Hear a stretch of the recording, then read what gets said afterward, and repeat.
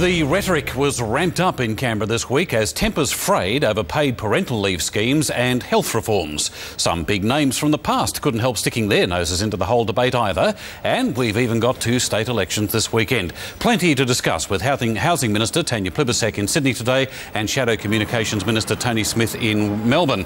Welcome to both of you. Can I start with a question as well for both of you? The cancellation, or at least the deferral, of President Obama's trip to Australia, does that in a way indicate where Australia stands in the pecking order of his priorities? Are we way down the list that far?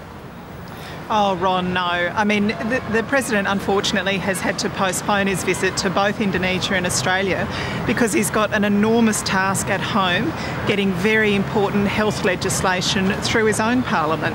This is legislation that I think would help an extra 30 million Americans get health insurance. And as Australians, we've got a job ahead with our own health system, but we look at the American health system and we wonder how it is that a country as advanced and as wealthy as the United States has so many people who have no health cover at all. Tony? Oh, well, look, the postponement of the trip till June is totally understandable. It doesn't reflect in any way on our relationship, and I think when the trip occurs later in June, it'll be a very good trip. It'll probably be a longer trip when it occurs in June, and we look forward to seeing the President in Canberra in just a few short months. Now, Minister, politicians always say they don't like to pay too much attention to the opinion polls, but Kevin Rudd's approval rating is now at a record low for him, even though it still remains quite good, and the Coalition is just 4 points behind. And now the Prime Minister has caved into a series of debates, presumably just several months out from an election. That surely would be some evidence that Labor is rattled by what they're seeing on the opposition benches at the moment. Well, not at all, Ron. If you watched Question Time yesterday, you'd see that the Prime Minister welcomed the opportunity. In fact, he brought on the opportunity to debate the Leader of the Opposition, Tony Abbott, yesterday on healthcare. Tony Abbott was Health Minister for... Sorry, let me just finish. Tony Abbott was Minister for 5 years and he couldn't speak for 10 minutes about healthcare. He's got no plan for healthcare, and he resorted to abuse for the second half of that 10 minutes. It was actually quite an appalling display, Ron, and I'm not surprised viewers were disappointed by what they saw from the Leader of the Opposition on TV last night. Tanya, look, that's rubbish. The Prime Minister showed yesterday that he doesn't have a plan. Tony Abbott outdid him in the Parliament.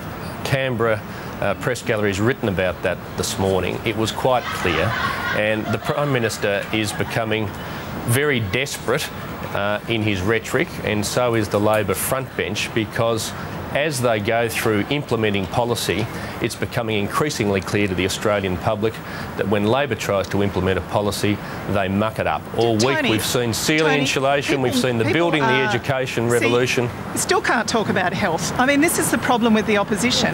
We've got the biggest health reform in Australia's history proposed for the Australian people, and Tony Abbott, who cut $1 billion out of healthcare, who froze doctor numbers. It is true. The budget papers show it, Tony. That is not true. Health spending increased every year. 100% true. Tanya, I know you've got to say what Kevin said, but more than $1 billion out of the health budget. Anyone can check the budget papers, Tony, and they'll see minus, minus, minus, minus. Well, in front of all the years that Tony Abbott was health minister. He froze doctor spending numbers. Went up every year. That is not true.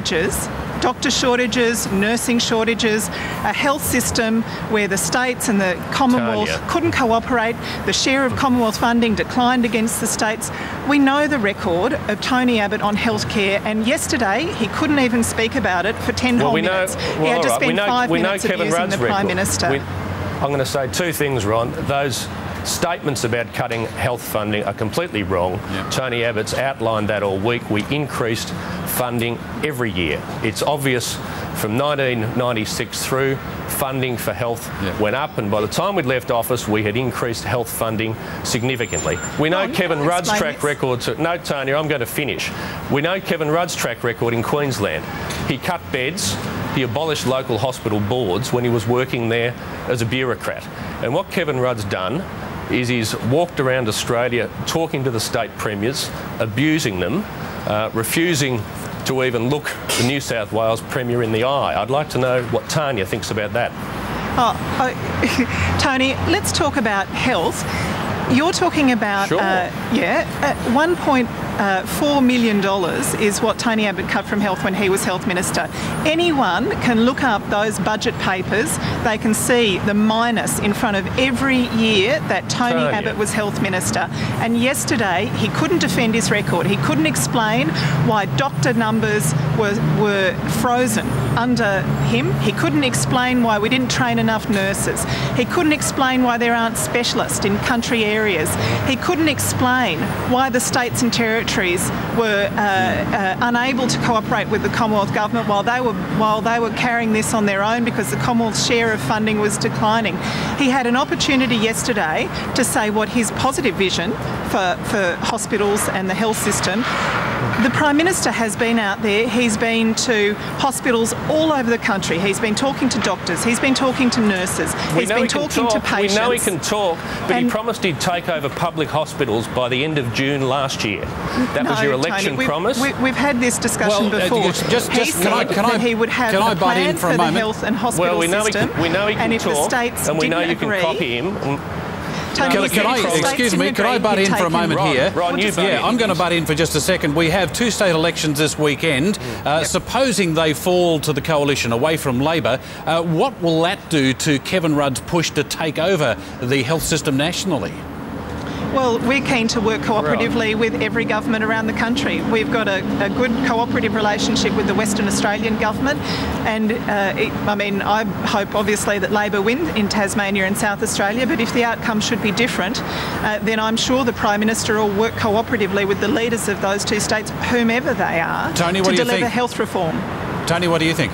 Well, I think the elections will be very close, and what we're seeing in each of those states is people waking up to the fact that Labor is all talk and no action. It doesn't matter what the subject is, whether it's health, whether it's education, whether it's ceiling insulation. Voters are waking up to the fact that Labor are all talk and no action. Kevin Rudd's problem with the premiers is there already. He's been talking for the last couple of years. He spent last weekend talking. If he gets the chance to be re-elected, he'll still be talking in 3 years' time. In fact, his plan wouldn't even start for a number of years. What we've seen is when Kevin Rudd puts forward a policy, he never delivers it. Before the last election, he said he would fix public hospitals by June 2009, or he would take them over. And we had the extraordinary spectacle in Parliament. Just let me finish, Tanya. You've had a very good go. You've been doing Kevin's talking lessons.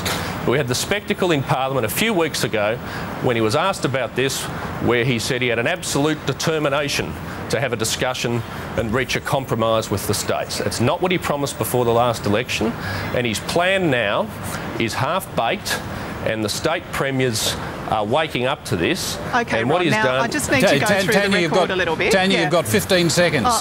The record is an extra 55% already added to health funding. For about an hour. New doctors, thousands of new doctors we've already committed to training. Nurses, we've got a deal now for nurse practitioners and midwives. This reform is already happening on the ground, and what we're proposing is a bigger reform where the Commonwealth takes the lead in funding and people support it, Australians support it. Tanya Plibersek, Tony Smith. Thanks. Thank you very much for talking with us this morning. I know you're really good friends off camera. Yeah. Yeah. They're off on an autumn break now. Looks like they need it. Up next in